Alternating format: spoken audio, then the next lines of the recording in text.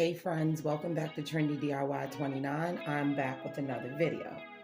So, um, in this video, guys, I'm going to show you how I'm going to prepare that kale that bolted. I had red Russian kale that bolted, and I had some collards that bolted.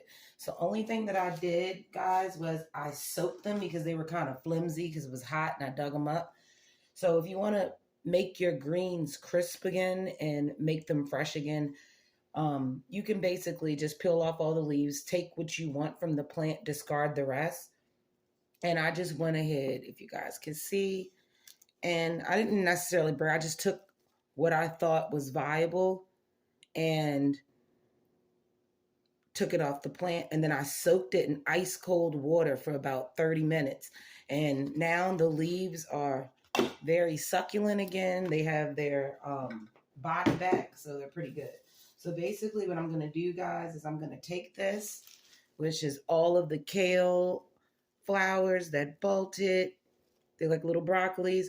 And I'm just going to chop this up and get it down to a reasonable size. So let me go ahead and do that. And then we'll move on to prepping the rest of the vegetables. Now, one thing I will say, when you harvest your vegetables, guys, that when they go to seed, you want to make sure that you snap the pieces of the plant that you take, like the stalks. Make sure that you snap it off where the stem is still somewhat soft. So just go down where the bolted area is. And basically, I'll give you guys an example. Like for this one, this was the top of the plant where it bolted. So I basically went down and I squeezed it. And it's still somewhat soft. And I can feel it giving me, I can feel it squishing in my fingers. You guys might can hear it.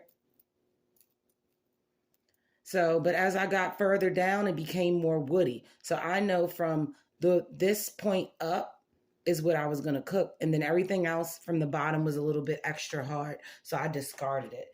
And that'll help with the cook time. Because if you look at my how to cook your cabbage leaves, I'm just roughly chopping it. Really no rhyme or reason. And if you guys are wondering what I'm making, I'm going to be making some type of basically like a kale chicken stew, if that makes any sense. I know it's kind of hot outside, but I couldn't think of a better way to use it. I didn't want to use it as a side dish. I wanted to make it the actual meal itself. So I have that diced up. I'm just going to go ahead and throw that into my bowl. Might got to lift this camera up some. But I'm just going to go ahead and throw this in the bowl, guys. I got to get used to filming, but as you guys can see, I'm trying to get it back right. And I'm just going to go through all of these.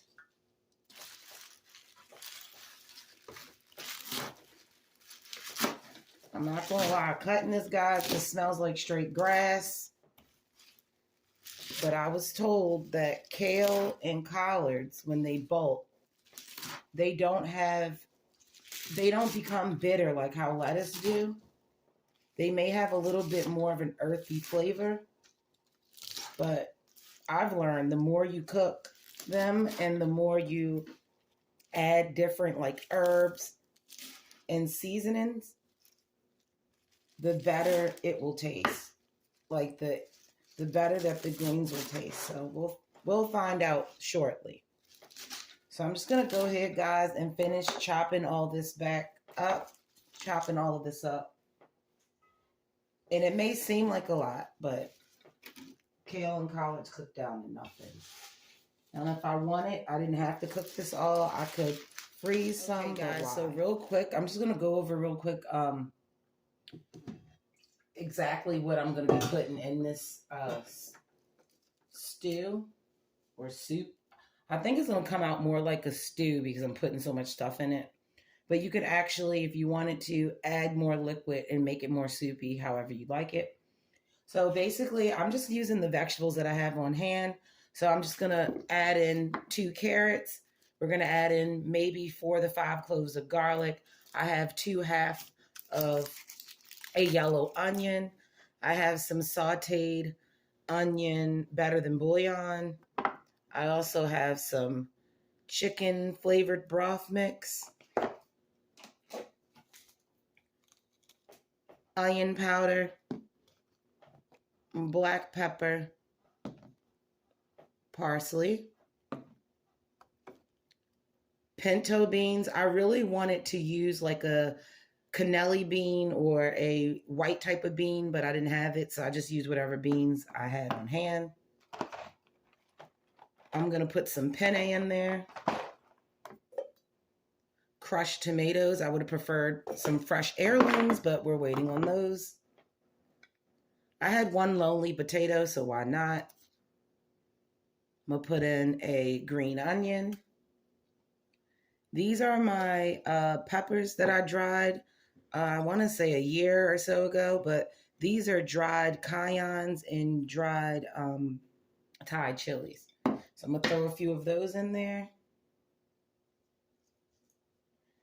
And then I just have 2 bone-in chicken thighs that I removed the skin.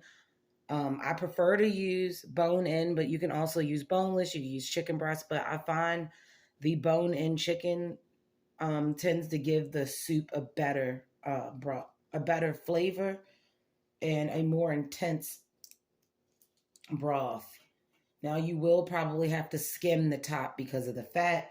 And also you want to make sure, like I did, you want to go around the back and trim that fat off as good as you can. Always leave a little bit on there though. It helps with the flavor to stop.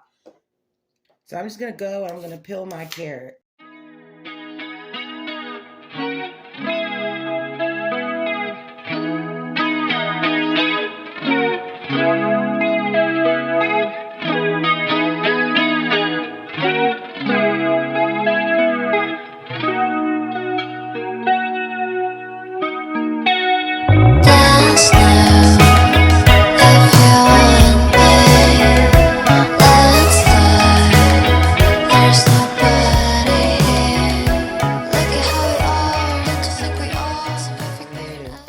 Potato, little baby potato.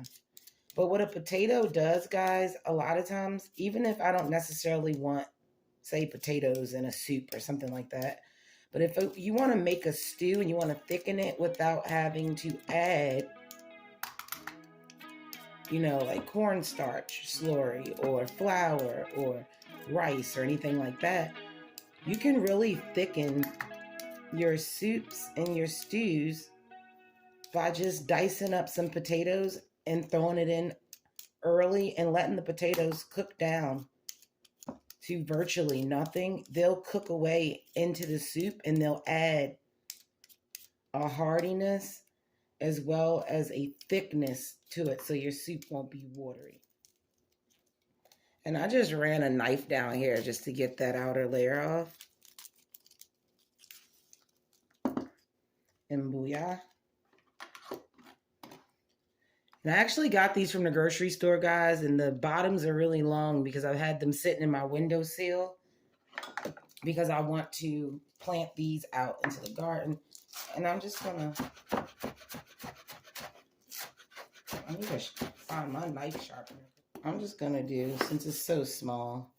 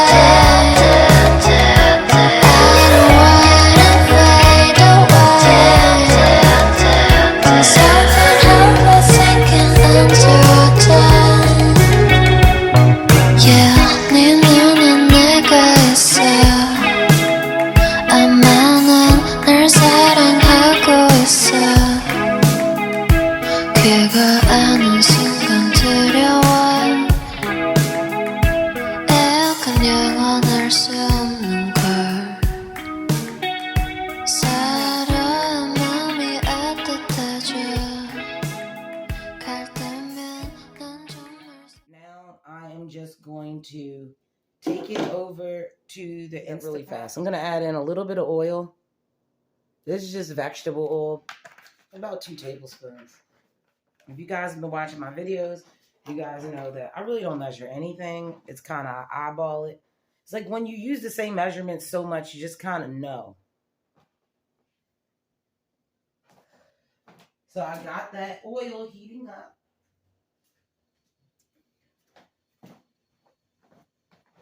I can hear a sizzle. So now I'm just going to add in my garlic.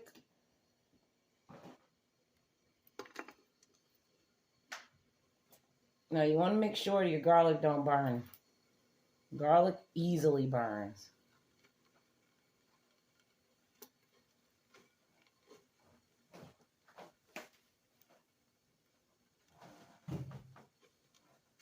So I got that garlic in there. I'm just going to move that around in the oil.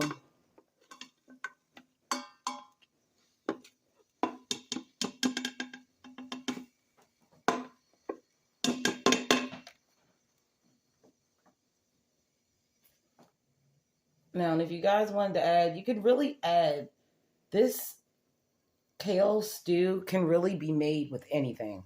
If you guys got kale, if you got collards, you can even probably use cabbage. Cabbage just has a stronger flavor.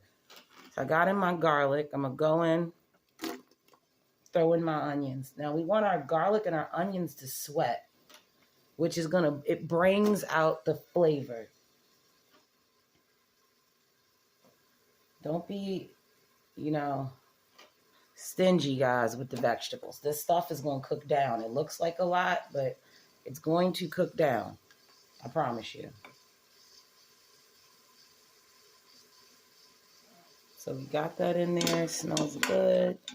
You can always, remember, you can always add more oil later, but you can't take any out. So always start off small with the oil. Guys, it smelled, my whole house already smelled like I done made a 10-course meal. This is looking through my pepper jar because I'm trying to find a nice pepper to throw in there. Throw in one of my cayens. And guys, these things have been dehydrated forever and I love them. They come in handy. As long as if you don't want it too hot, then don't break the pepper open. A lot of times I don't break the pepper open, but I do remove the pepper while it's cooking. And then I'll add it back in at the end because I want to control the amount of heat that's released from that pepper. Alright, so everything is nice and fragrant with what is. So now, guys, we're going to go in with a little bit of onion powder. Yes, a little bit of black pepper, even though I got my cayenne in there. One ingredient I didn't tell you guys about was sea salt. My favorite is this one, Baleen. Always get it. Add in some sea salt.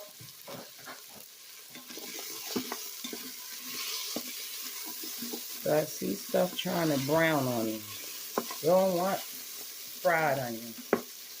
So now that I have those cooking together, I'm going to throw in about 5 cups of water.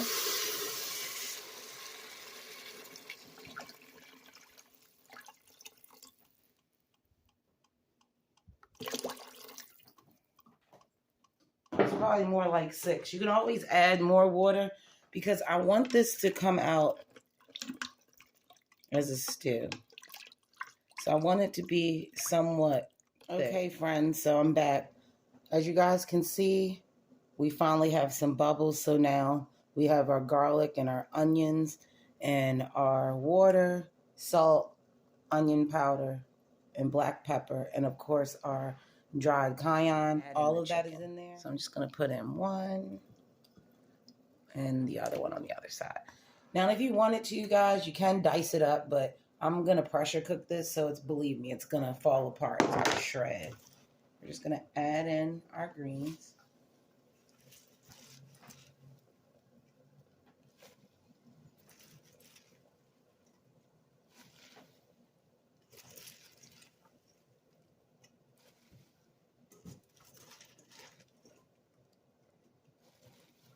Remember, this is going to cook down, guys. So I don't want you guys to say, oh my gosh, I don't want to be eating the same thing for 5 days. You won't. And the good thing is, this is a stew, so it'll freeze pretty well. If I'm going to make something and I know I'm probably going to freeze some of it, I would say I would not add the noodles in. I would probably cook noodles separate. And I just want to get this down into that broth. If we can, we want to try to submerge it.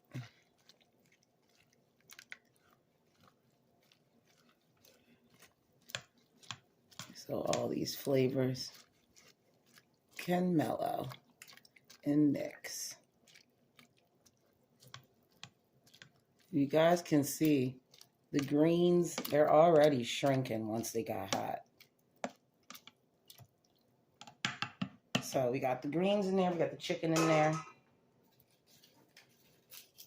Now I'm going to go ahead and add my carrot and my potato on top. Now, if you're wondering why I didn't put the carrot and potato in, it's because I wanted the carrots and the potatoes to go in a little bit last because they're going to cook most likely down a lot.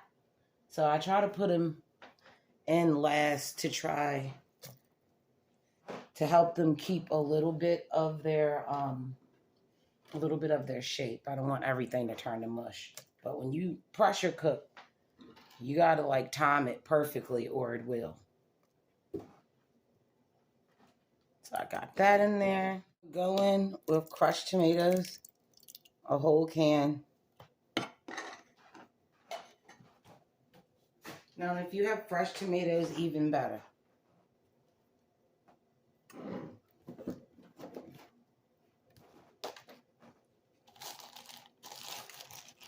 I have my chicken bouillon powder. I get this from the Asian market. I like this kind. It's really good. Add some of that in there. A little bit of this stuff goes a long way. Now I'm going to add in a little bit of the sauteed onion battered in bouillon paste.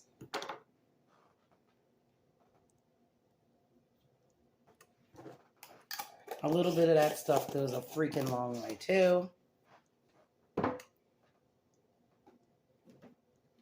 Gonna add in some parsley.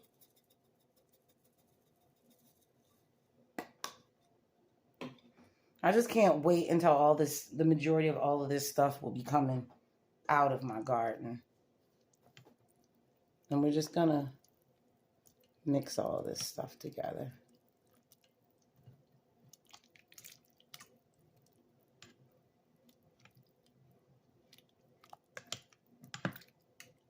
Make sure everything is nice and incorporated.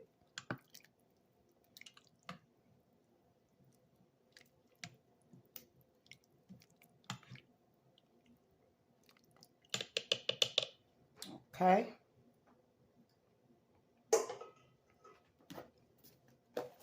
I'm just going to add in a little bit more chicken bouillon.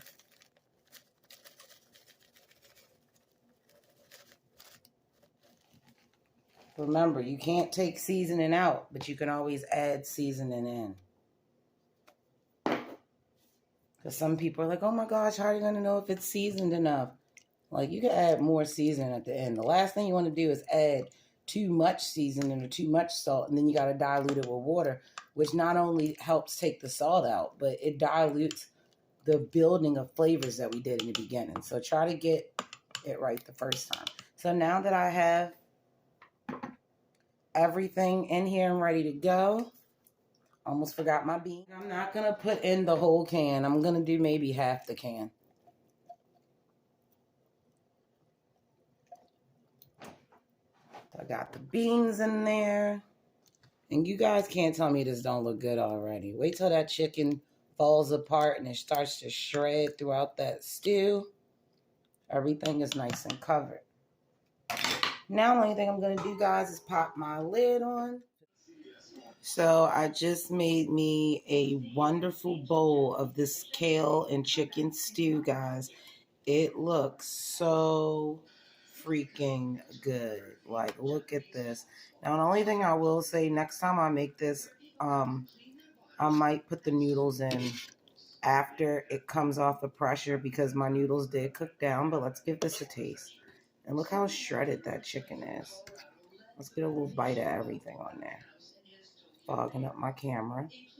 So I'm going to try this.